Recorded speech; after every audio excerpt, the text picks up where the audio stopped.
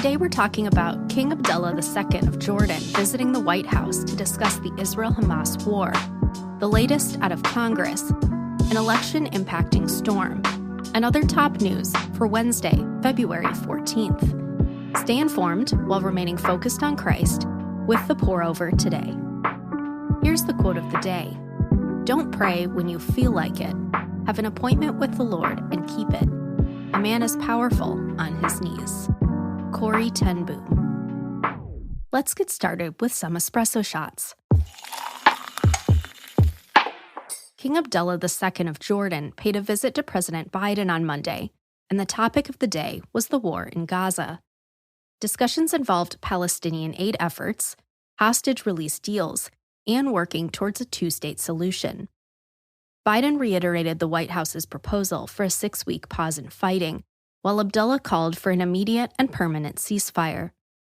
Abdullah asked that escalations in the West Bank and Jerusalem's holy sites not be ignored, and both leaders expressed concern for displaced Palestinians in Rafah, a city in southern Gaza where millions of exposed and vulnerable Palestinians are sheltering. Meanwhile, Israel announced that its military rescued 2 hostages being held in Rafah early Monday. Airstrikes carried out to cover the rescue killed more than 60 Palestinians, including women and children.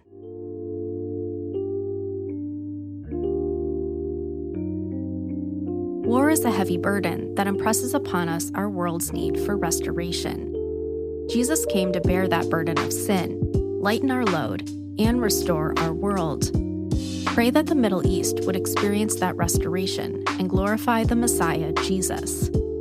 Matthew 11:28-30 says, "Come to me, all who labor and are heavy laden, and I will give you rest. Take my yoke upon you and learn from me, for I am gentle and lowly in heart, and you will find rest for your souls. For my yoke is easy and my burden is light."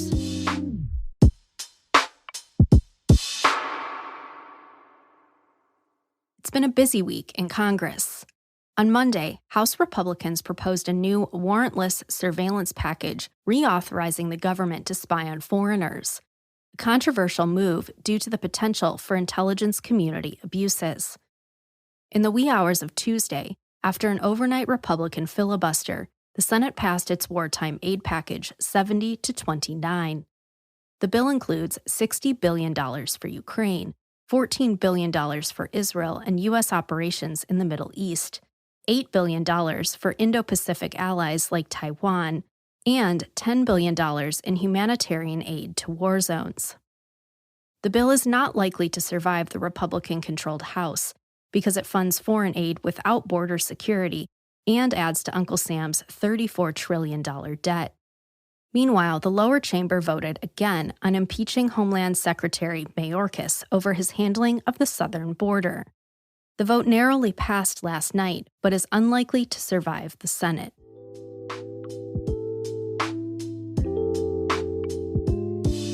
If our hope is based on political negotiations and outcomes, then we live in fear because we could lose everything. But if our hope is rooted in the eternal security provided by Christ, then we can weather any storm. In Christ alone my hope is found. He is my light, my strength, my song. This cornerstone, this solid ground, firm through the fiercest drought and storm. What heights of love, what depths of peace. When fears are stilled, when strivings cease. My comforter, my all in all, here in the love of Christ I stand. Getty and Townend, 2001.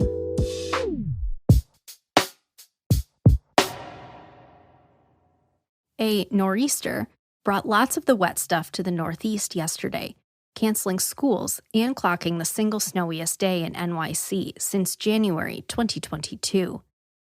More than 250 car accidents were reported in New Jersey during the course of the storm. Nearly 130,000 people in Pennsylvania and 12,000 plus in western New Jersey were without power Tuesday afternoon after the region saw more than a foot of snow. The weather may have played a role in NYC's politics. Snow piled up during prime voting hours in the tight special election to replace ousted Representative George Santos. Turnout was so low during the heaviest snow yesterday morning that a Republican super PAC hired private snowplows to help clear favorable precincts more quickly. Late last night, the Democratic candidate Tom Suozzi declared victory over Republican Mazi Pilip.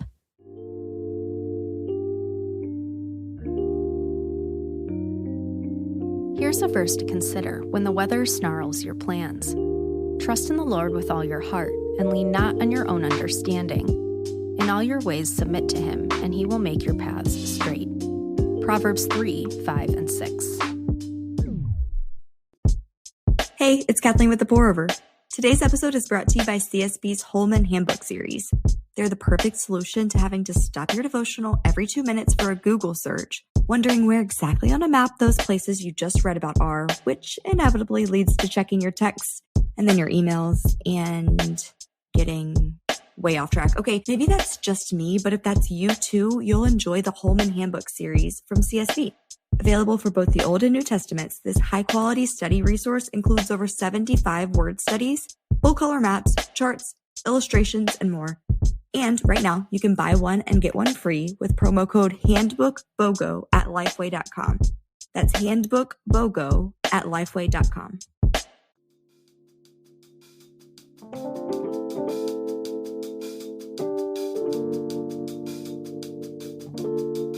In other brews, here's a rapid round of updates. A 36-year-old woman opened fire in Joel Osteen's Lakewood Church Sunday afternoon. Off-duty officers at the Houston megachurch returned fire, killing the suspect. 2 others were injured, including the suspect's child, who she brought with her and is in critical condition.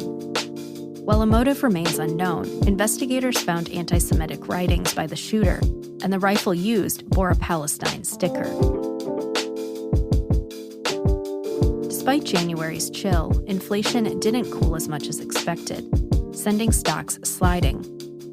Annual inflation clocked in at 3.1%, down from 3.4% in December, but notably higher than economists' expectations of 2.9%. Fingers are being pointed at the cost of rent, which is up 6% in the last year. Don't count on delivery for Valentine's dinner. Thousands of drivers for Uber, Lyft, and DoorDash are planning to strike today in protest of low pay and unsafe working conditions. While Lyft recently promised its drivers a minimum 70% share of ride earnings, Uber and DoorDash don't seem worried. Neither anticipate a significant impact, saying driver earnings are strong. Super Bowl 53 was the most watched broadcast in U.S. television history, with a record 123.4 million people tuning in, 7% more than in 2023. President Biden made his TikTok debut during the game with an informal Q&A posted by @BidenHQ, his re-election campaign. The account is drawing bipartisan criticism over security concerns with the app. Kelvin Kiptum, the world record holder for the fastest marathon, died alongside his coach in a car accident in western Kenya on Sunday. In his record-setting Chicago race last October, the 24-year-old was 36 seconds away from clocking in under 2 hours. Competitors and dignitaries offered condolences to the family of the rising star, whose greatness was cut short. And that's all we have for today. Thanks so much for listening.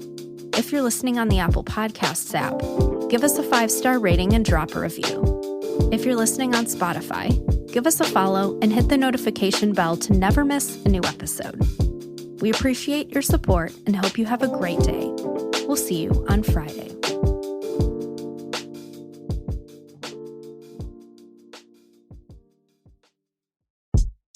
Most social media sells your data, peppers you with ads, and curates divisive content. Not Tuvu. Tuvu is wholesome social media built and moderated with the whole family in mind.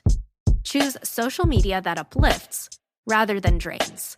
Check out Tuvu, that's TUVU, at the link in our show notes.